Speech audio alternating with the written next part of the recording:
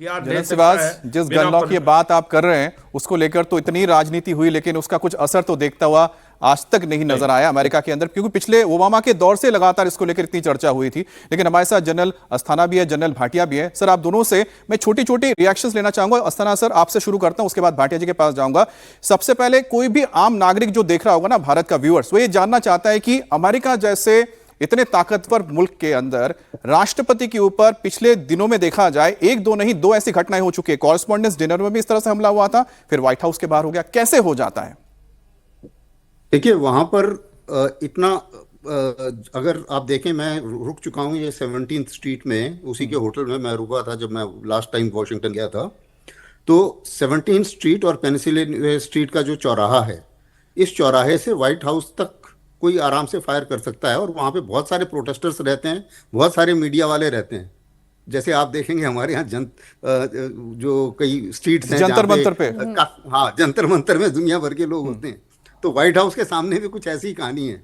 और वहाँ पर फायर करना कोई बड़ी अजीब सी बात नहीं है, क्योंकि हथियार लेके वहाँ तक आदमी आराम से पहुँच सकता है बिना किसी प्रॉब्लम के। पहली बात। दूसरी चीज, मकसद क्या है, इसके कई चीजें हो सकती हैं, वो अभी इन्वेस्टिगेशन के बाद पता चलेगा। तीसरी चीज जो मैं एकदम बताना चाहूंगा, देखिए, प्रेसिडेंट ट्रंप की जान तो खतरे में है। अगर ईरान ने 58 मिलियन बाउंटी के लिए पार्लियामेंट में वो बोल रहे हैं, तो जाहिर है कि वो तो सीधा बोल रहे हैं कि भैया, इस वर्ल्ड में कोई भी अगर डोनाल्ड ट्रंप को मारेगा या नेतन्याहू को मारेगा, उसको हम इतने पैसे देंगे कि उसकी कोई हद नहीं है। पहली बात। दूसरी चीज ये है कि प्रेसिडेंट ट्रंप के साथ में ये फॉल्स फ्लैग ऑपरेशन भी हो सकता है। देखिए, पिछली बार जब उनके इलेक्शन हारने वाले थे, एक फायरिंग हुई, उसके बाद में उनकी रेटिंग एकदम जबरदस्त हो गई। और इस किस्म के नौटंकी भी हो सकती है, कोई इसमें कोई डाउट नहीं होना चाहिए। सर, मैं आपको बस इसी जगह पे थोड़ा सा मैं रोकना चाह रहा हूं, क्योंकि दो बहुत अहम चीजें आ गई हैं। शहबाज सर ने बताया कि गन लॉ होना चाहिए, आपने बताया कि ये इलेक्शन को लेके भी हो सकता है। एक तीसरा ओपिनियन लेते हैं, फिर आप आगे बढ़ेंगे, कुछ और बात करेंगे। जनरल भाटिया, आप इस घटना को लेकर क्या कहेंगे? व्हाइट हाउस के पास फायरिंग हो जाना, ये अपने आप में बहुत चौंकाने वाली चीज है।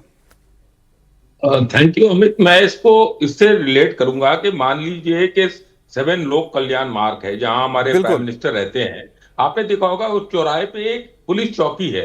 उस पुलिस चौकी के बाहर से अगर कोई फायर करता है, तो उससे ये बोलना कि व्हाइट हाउस में ट्रंप साहब थे या हमारे प्राइम मिनिस्टर अपने प्राइम मिनिस्टर रेजिडेंस में थे, ये सिक्योरिटी ब्रीच हुआ, मैं ऐसा नहीं समझता।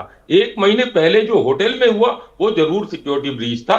ये तो वो अंदर घुसा ही नहीं। और जब मैं भी गया था, आप देखें, एक काले रंग की एक फेंसिंग है जो कि सी थ्रू फेंसिंग है। उसके बाद बहुत लंबे लॉन्स है, और लॉन्स के बाद व्हाइट हाउस की बिल्डिंग आती है। और ये बहुत रनिंग स्ट्रीट है, लोगों ने अपने टेंट लगा के वहां प्रोटेस्ट करते हैं। ये बात नहीं है कि ये एक सिक्योरिटी ब्रीच है, बट इस तरह के फायरिंग होते हैं, क्यों होते हैं उस पर हम नजर डालते हैं। इस साल तकरीबन 5000 इंसिडेंट हो चुके हैं गन फायरिंग के। क्यों हुए हैं? जो शिवाज सर ने बताया कि गन लॉबी जो है वो बहुत स्ट्रांग है।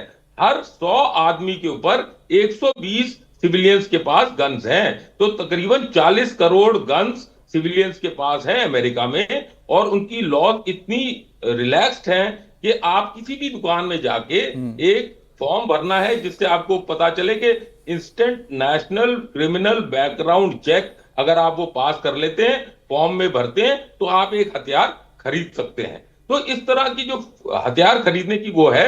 अगर आप बच्चों में देखें, तो बच्चों में भी अगर आप देखें, 350 से ज्यादा बच्चे जो टीन्स हों या 0 से 11 साल तक, 80 वो मर चुके हैं। और 350 से ज्यादा टीनेजर्स मर चुके हैं इन गन रिलेटेड इंसिडेंट्स में।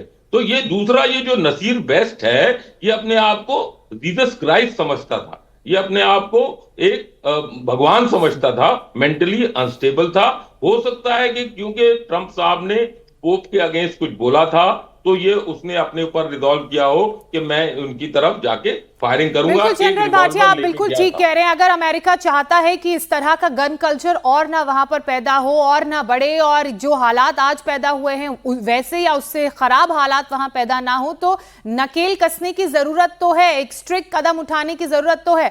आप तीनों बने रहिए। इसी बीच एक बड़ी खबर दर्शकों को बता दें। व्हाइट हाउस के बाहर यह फायरिंग तब हुई है जब राष्ट्रपति डोनाल्ड ट्रंप अपने बेटे की शादी छोड़कर व्हाइट हाउस में वापस पहुंचे थे। ईरान के साथ पीस डील पर इंपॉर्टेंट बातचीत चल रही थी।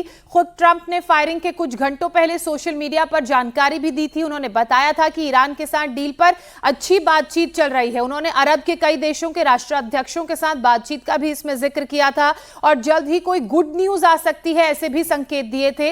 लेकिन इन तमाम चर्चाओं और बातों के बीच इस तरह की फायरिंग हो जाना ये टाइमिंग पर बड़े सवाल उठाता है। इसलिए सर, जब अस्थाना जी मैंने आपसे पहला सवाल पूछा जनरल अस्थाना, तो मैं टाइमिंग को लेकर जानना चाह रही थी। गन कल्चर तो ठीक है, लेकिन जो हालात वेस्ट वर्ल्ड में बने हुए हैं, जिस तरह के घटनाक्रम पूरा अमेरिका और ईरान के बीच चल रहा है, पीस डील स्ट्राइक करने की कोशिश की जा रही है। डोनाल्ड ट्रंप अपने बेटे की शादी छोड़कर जब व्हाइट हाउस पहुंचते हैं इस इंपॉर्टेंट पीस डील को फाइनलाइज करने के लिए, उस मौके पर यह फायरिंग होना, हम इसको किस लिहाज से देखें और क्या संदेश जाता है?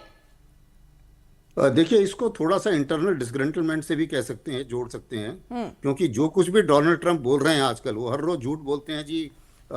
इकोनॉमी बहुत अच्छा कर रही है, जबकि वहाँ पे महंगाई बहुत भयानक हो गई है, पेट्रोल का कीमत बढ़ रही है। तो डिसग्रंटलमेंट, अब ये आदमी चाहे कि इसका जो भी बैकग्राउंड हो, बट जाहिर है कि बहुत सारे नाराज लोग अमेरिका की स्ट्रीट में घूम रहे हैं और उन्हें ईरान वॉर से बहुत ज़्यादा गुस्सा है। और हर बार प्रेसिडेंट ट्रंप बोलते हैं नहीं अभी बातचीत बहुत अच्छी हो रही है।